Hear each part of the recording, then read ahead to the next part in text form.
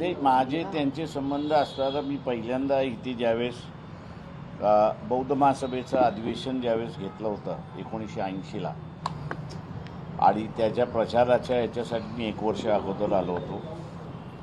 तिथून माझे असणारे त्यांचे संबंध आहेत.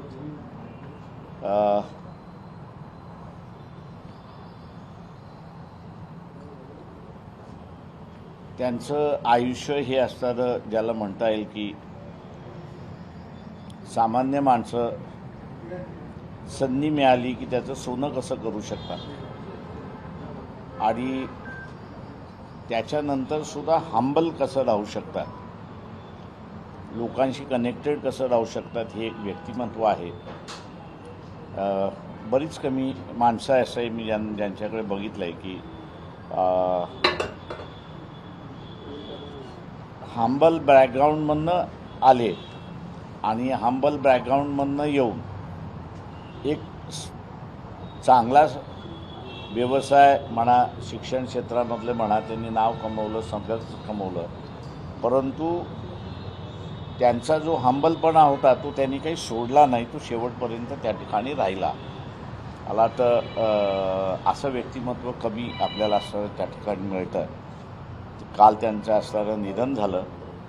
माझ्या वतीने, पक्षाच्या वतीने, कुटुंबाच्या वतीने त्यांना असणारं आदरांजली वाहतो, आणि त्यांच्या कुटुंबियांनासुद्धा भेटायला मी जाणार आहे.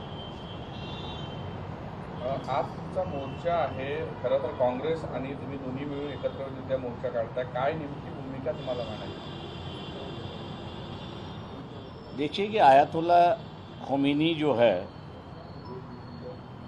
इस जंग में उनका देहांत हो गया. हर देश के राष्ट्रपति हो या प्रधानमंत्री हो, अपनी श्रद्धांजलि अर्पण की, लेकिन भारत के जो प्रधानमंत्री है मुजरा मोदी, इन्होंने जो है 4 दिन लगाए उनको आदरांजलि देने में.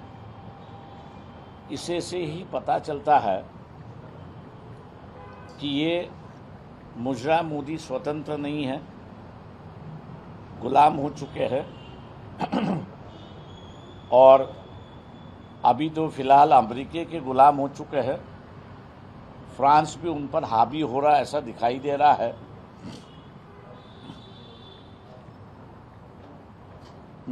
हम लोग के हिसाब से जो गुलाम प्रधानमंत्री है वो एक प्रकार के देश को गुलामी में ले जा रहे हैं. और जिस तरह से एग्रीमेंट हुआ है, वो एग्रीमेंट एक तरीके से मैं कहूँगा कि ईस्ट इंडिया कंपनी जैसे राज कर रही थी, वैसे यहाँ पर राज होना शुरुआत हो चुका है. ऐसा हम लोग ये मानते हैं. जो जुलूस हम लोग निकाल रहे, धरना जो कर रहे हैं, वो आरएसएस के खिलाफ, आरएसएस के हेडक्वार्टर्स जो है वहाँ पर हम लोग करना चाहते. पुलिस ने अभी तक हम लोग को जवाब नहीं दिया है. बोले 1 घंटे पहले हम आप लोगों को बताएंगे. आरएसएस से हम लोग यही पूछेंगे कि भैया, आप एक देश का चरित्र, राष्ट्र प्रेम की भाषा होती है, और नरेंद्र मोदी जो है वो आपके शागिर्द है, आरएसएस के प्रचारक भी रहे हैं, और आपने उनको प्रधानमंत्री बनाया है. अगर आपने उनको प्रधानमंत्री बनाया है तो ये आपके चरित्र के अंदर बैठता है. आप जो शिक्षा देते हो, उस शिक्षा में नरेंद्र मोदी का जो अभी का चरित्र है वो कहाँ बैठता है, ये सवाल हम लोग उनसे पूछने जा रहे हैं. अगर नहीं बैठता है तो आप भूमिका लीजिए कि इसको हटाना चाहिए, और हटाने की भूमिका अगर आरएसएस नहीं लेती है तो हम लोग का आंदोलन जो है वो जारी रहेगा.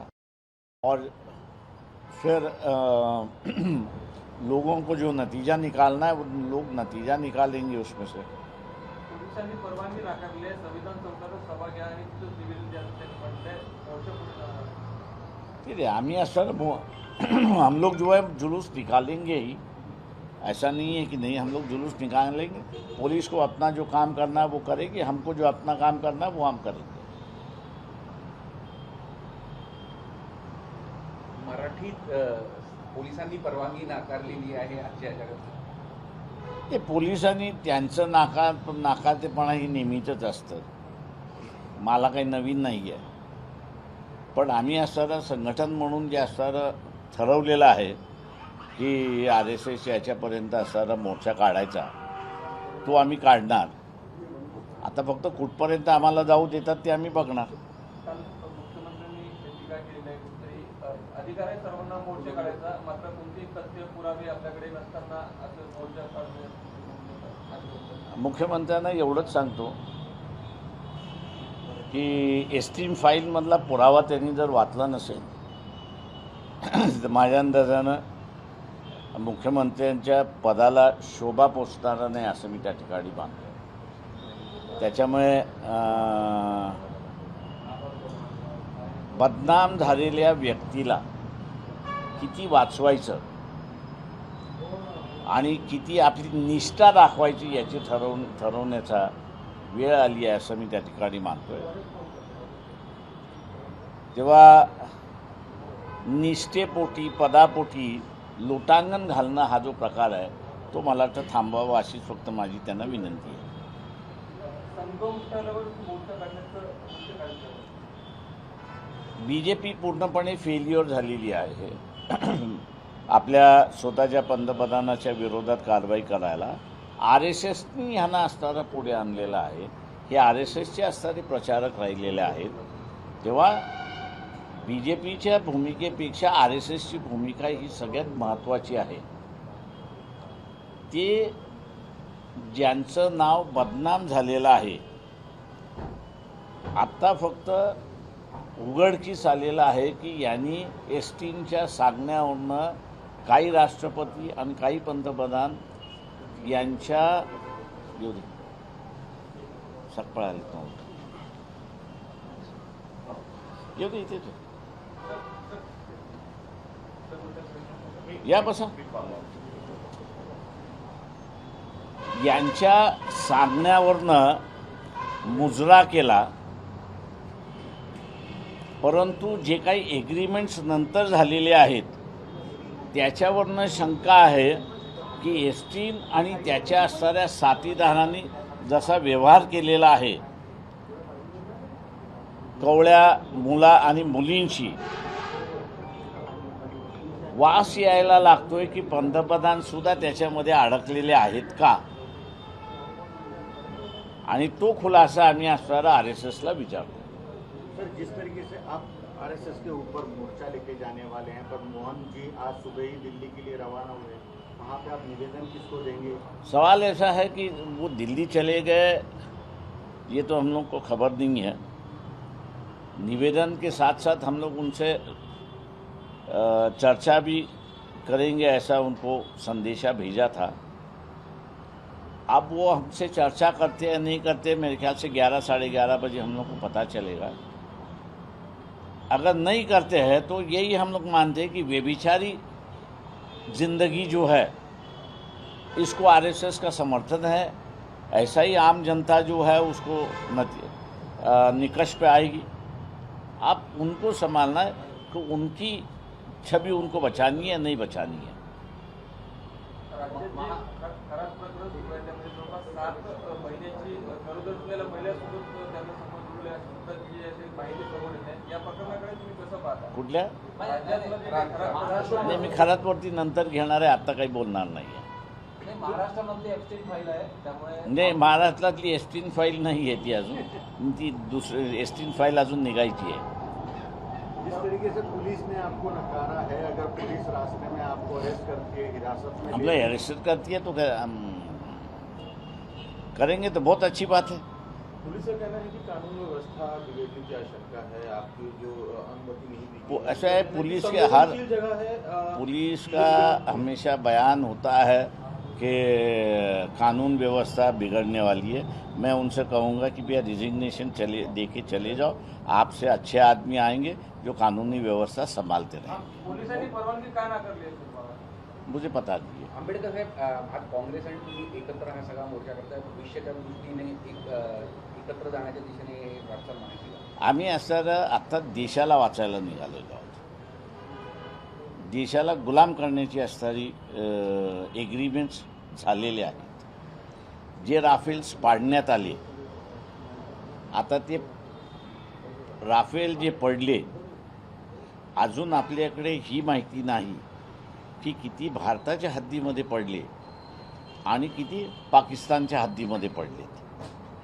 आता उदाहरणार्थ एखादा पाकिस्तानच्या हद्दीमध्ये पडला असेल तर मग तो वैमानिक कुठे आहे? भारताच्या ताब्यामध्ये आहे की पाकिस्तानच्या ताब्यामध्ये आहे? आणि पुन्हा तुम्ही असणारं ज्याचा सोर्स कोड फ्रान्स द्यायला तयार नाही, त्याच्याबरोबर तुम्ही असणारं ज्यावेळेस 145 विमानांचा सौदा करताय, 85,000 कोटीचा असणारा सौदा करताय, त्यावेळेस हा खुलासा तर आला पाहिजे की सोर्स कोड आला ते त्याचं विजन वाढवता येतं, नाही तर ते ब्लाइंड आहे. पायलट्स निकामी होते असं जो असणारा भारतीय ह्याच्याबद्दल तो केला अजिबात नाही.